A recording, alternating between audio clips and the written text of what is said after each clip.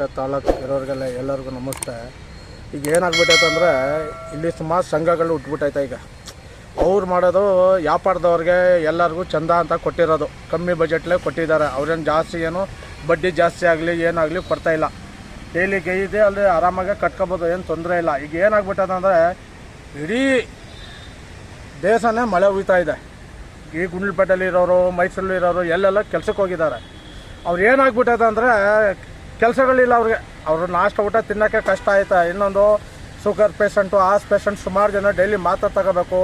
ಆ ಥರನೂ ಸುಮಾರು ಜನ ಇದ್ದಾರೆ. ನಮ್ಮ ಕಣ್ಣು ಮುಂದೆ ಏನಾಯ್ತು ಅಂದರೆ ಒಬ್ಬರು ಬಂದ್ಬಿಟ್ಟು ಆಸ್ಪತ್ರೆಗೆ ಮಾಡೋಕ್ಕೆ 1000 ರೂಪಾಯಿ ಮಡಗಿದ್ದೀನಪ್ಪ, ಆಸ್ಪತ್ರೆಗೆ ನನ್ನ ಮಗಳು ಕರ್ಕೊಂಡು ಹೋಗ್ಲಾ ಇಲ್ಲ ಆಸ್ಪತ್ರೆಗೆ ಕರ್ಕೊಂಡು ಹೋಗ್ಲಾ, ಏನು ಮಾಡಬೇಕು ಏನು ಅರ್ಥ ಆಗ್ತಿಲ್ಲ ಅವ್ರಿಗೆ. ಏನು ಮಾಡ್ಬೇಕು ಅಂದರೆ ಕಣ್ಣಲ್ಲಿ ನೀರು ಹಾಕ್ಬಿಡು.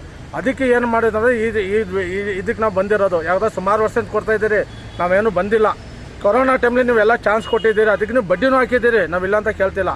ಅದೇ ದಿನ ಇದೇ ಥರ ಒಂದು 2 ತಿಂಗಳು 3 ತಿಂಗಳು ಮಳೆ ಆಗಿ ಸ್ವಲ್ಪ ಜನಗಳಿಗೆ ವ್ಯಾಪಾರ ಆಗ ಗಂಟ ಕೊಡಿ. ಈಗ ನೋಡಿ ನೀವು ಕೊಟ್ಟಿರೋರು ಎಂಥವ್ರಿಗೆ ಅಂದರೆ ಗಾಡೀಲಿ ವ್ಯಾಪಾರ ಮಾಡೋರಿಗೆ, ಈ ಕೂಲಿ ಇಂಥವ್ರು ಕೊಟ್ಟಿರೋ ಮತ್ತೆ ಕೋಟಿ ಮಡಗಿರೋರಿಗೆ ಯಾರಿಗೂ ಕೊಟ್ಟಿಲ್ಲ ನೀವು. ಅದಕ್ಕೆ ಏನಪ್ಪ ಅಂದರೆ ನೀವು ಕೊಟ್ಟಿದ್ದೀರಿ, ತುಂಬ ನಮಗಿದು. ನೀವು ಎಷ್ಟು ಸಂಘಟನೆ ಅದ, ನಾವೆಲ್ಲೂ ಬಂದಿಲ್ಲ ಇನ್ನೂ ಗಂಟ. ಯಾವಾಗ ನೀವು ಮಾಡ್ತಿರೋದು ಒಳ್ಳೆದ ಕೆಲಸನೇ.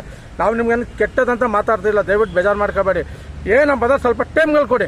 ಯಾವ ಥರ ಸಂಘಗಳು, ಯಾವ ಥರ ಈಗ ಏನು ಮಾಡಿದ್ದಾರೆ ಅಂದರೆ ಒಂದು 3 ಲಕ್ಷ ತಗೊಂಡ್ರೆ ವಾರಕ್ಕೆ 3,000 ಅಂತ ಕಟ್ಟಿದ್ದಾರೆ. 15,000 ತಗೊಂಡ್ರೆ 1,000 ಅಂತ ಕಟ್ಟಿದ್ದಾರೆ. ಈಗ ಏನಪ್ಪ ಈಗ ಸುಮಾರು ಇದನ್ನು ಏನೋ ಕೊಟ್ಬಿಡ್ತಾನೆ. ಈ ಕೂಲಿ ಮಾಡೋರು, ತೋಟಕ್ಕೆ ಕೆಲ್ಸಕ್ಕೆ ಹೋಗೋರು, ಸಣ್ಣ ಪಟ್ಟ ವ್ಯಾಪಾರ. ಈ ಮಳೆ ಇಲ್ಲಾದ್ರೆ ಹೆಂಗಾದ್ರೆ ಕೈ ಕಾಲು ಇಟ್ಟು ಕಟ್ತಾರೆ. ಆಮೇಲೆ ಸಾಲ ಕೇಳ್ದವ್ರು ಕೊಡ್ತಾರೆ, ಚೆಕ್ ಅಂತ ಕಟ್ಬಿಡ್ಬೋದು. ಆಮೇಲೆ ಇನ್ನೊಂದು ಏನಾಗಿದೆ ಅಂದರೆ ಇದರಲ್ಲಿ ಇವರು 10-12 ಜನ ಸೇರಿಸ್ತಾರೆ. ಒಬ್ರು ಹೊಂಟೋದ್ರು ಆ ದುಡ್ಡು ನಾವೇ 10 ಜನನೂ ಕಟ್ಟಬೇಕು.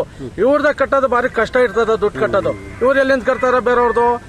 ಇವರು ಈ ತರ ಮಾಡಿದಕ್ಕೆ ಈಗ ಪಕ್ಕ ಊರ್ಲಿ ಒಂದು ಇದೇ ತರ ಯಾರು ಸಂಘದವ್ರು ಬೋದಿದ್ದಕ್ಕೆ ನೇಣು ಹಾಕೊಂಡ್ರು, ಸತ್ತೋದ್ರು.